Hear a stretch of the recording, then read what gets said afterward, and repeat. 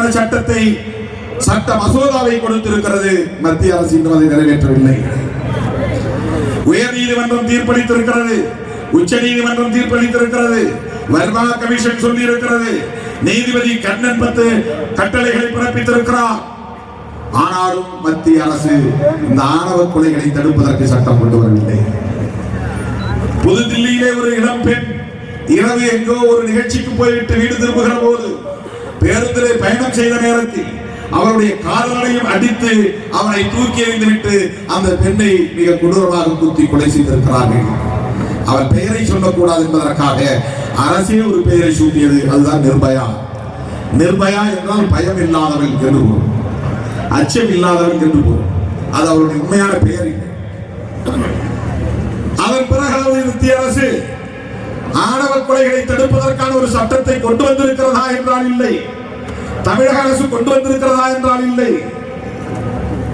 பெரம்பலூர் மாவட்டம் குரும்பலூர் அருகே ஐஸ்வர்யா என்கிற ஒரு இளம் பெண்ணை ஒருவன் ஆசை காட்டி மயக்கி அவளை கர்ப்பிணியாக்கிவிட்டு திருமணம் செய்ய வேண்டும் என்று வற்புறுத்திய நிலையில் அவளை கடத்தி கொண்டு போய் மொட்டையடித்து சித்திரவதை செய்து கொலை செய்து பாழும் கிணற்றிலே தூக்கி வீசி எறிந்துவிட்டு அவன் தப்பித்து அயல்நாட்டுக்கு ஓடிவிட்டான்.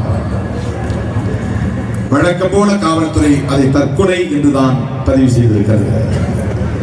தற்கொலை செய்து கொள்கிற பெண் தலையை மொட்டையடித்துக் கொண்டா போய் தற்கொலை செய்வார். காவல்துறையின் மனோநிலை எப்படி இருக்கிறது என்பதை புரிந்து கொள்ள வேண்டும்.